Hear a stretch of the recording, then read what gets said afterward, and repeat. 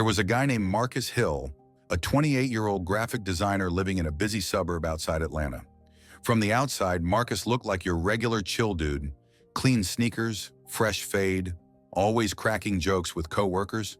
But deep inside, he was carrying a storm nobody saw.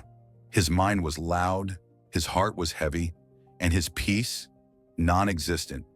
Every day felt like a race he was losing: work deadlines, family expectations, bills, breakup, pressure to glow up, social media comparisons, everything. He told himself, man, why's life doing me dirty like this? One Monday morning, Marcus overslept again. He rushed out the door, spilled coffee on his shirt, stepped in a puddle, and barely made it to his car. Bro, ain't no way, he muttered, shaking his head. Halfway to work, traffic stood still. A truck had flipped on the highway. While everyone sat patiently, Marcus was losing it.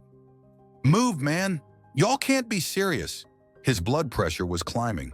By the time he reached the office, he was exhausted, irritated, and snapping at anyone who talked to him. His co-worker Leah said, "Hey Marcus, you good?" "All good," he lied, but his voice said otherwise. Later that week, Marcus's boss called him in. "Marcus, your work's slipping. You seem distracted." Marcus wanted to scream.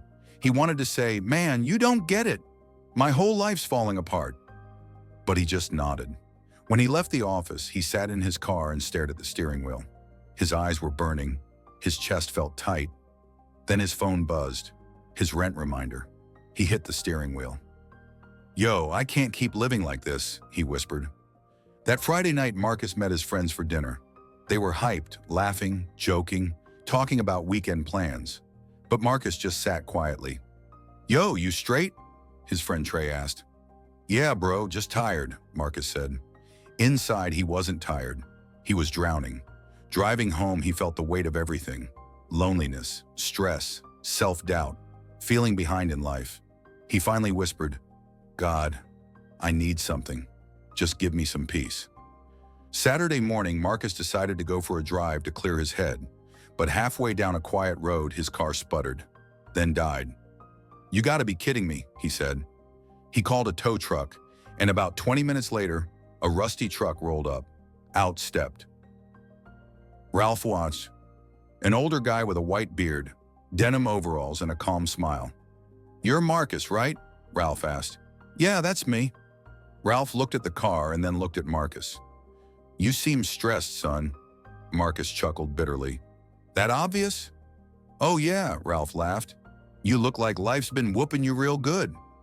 Marcus shook his head. "Man, you have no idea." "Well," Ralph said, "you can talk if you want. I'm all ears." For some reason, Marcus opened up.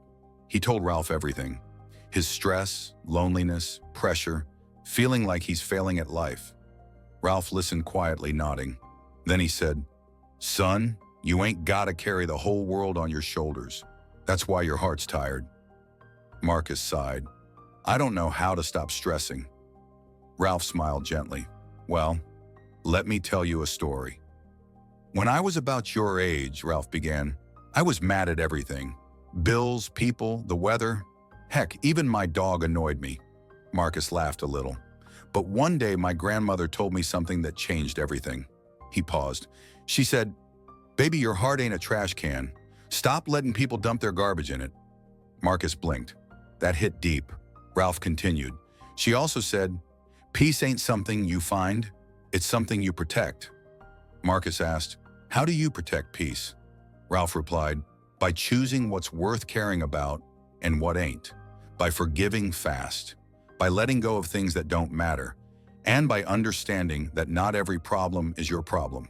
He added, "You ever notice how storms pass, but trees stay standing? Be like that tree. Let the storm roar, but stay rooted." Marcus sat silently. He felt something shift inside him, something lighter. Ralph drove Marcus home after dropping the car at the shop.